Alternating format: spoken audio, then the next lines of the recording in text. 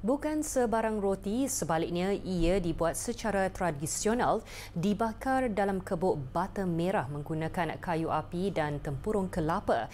Itulah keenakan roti manis hasil kilang roti Mokhtar yang membolehkannya terus menjadi pilihan dan kekal bertahan untuk beroperasi sejak 1949 biarpun bersaing dengan pelbagai roti berjenama yang mudah didapati di pasaran. Ikuti laporan disediakan.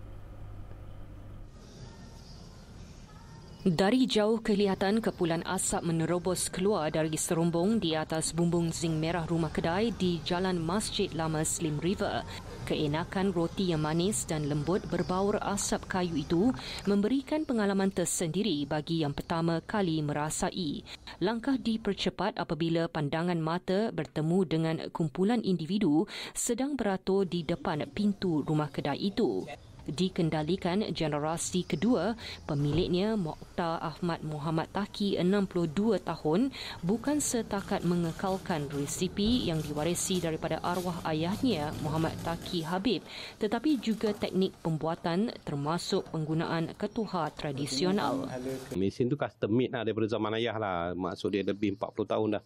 Mesin tu ada lah. Dia beli satu motor dulunya dia orang gunakan untuk pam air sebenarnya, tapi kita orang buat supaya dia punya adunan tu macam buat dengan tangan.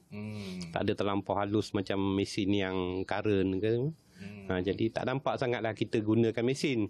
Kita nak bagi pelanggan rasa macam roti dulu-dulu kan. Jelas beliau, kilang roti berkenaan telah dibeli oleh arwah bapa saudara selepas berhijrah dari Lucknow, Uttar Pradesh, India pada 1949. Bagaimanapun, arwah hanya sempat berniaga dalam tempoh singkat sebelum meninggal dunia kerana sakit tua sebelum kilang diambil alih oleh arwah ayahnya.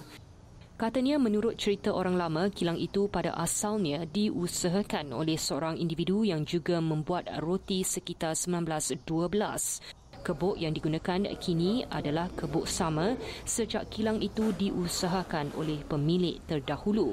Berketinggian 1.8 meter dengan lebar 4.5 meter, kebuk itu mampu memuatkan 6 ke 8 loyang roti atau 400 biji pada satu-satu masa.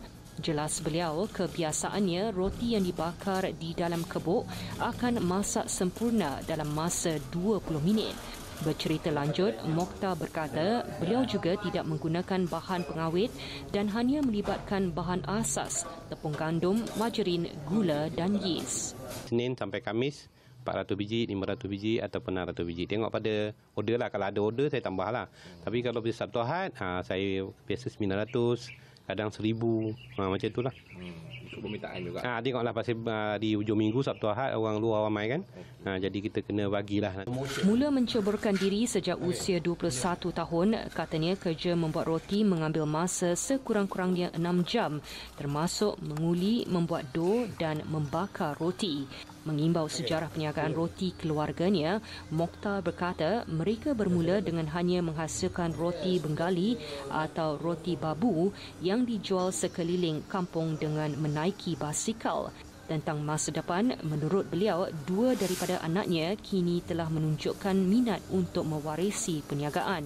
Kilang roti Mokhtar beroperasi Sabtu hingga Khamis bermula 11 pagi hingga semua roti habis dijual dan tutup pada Jumaat.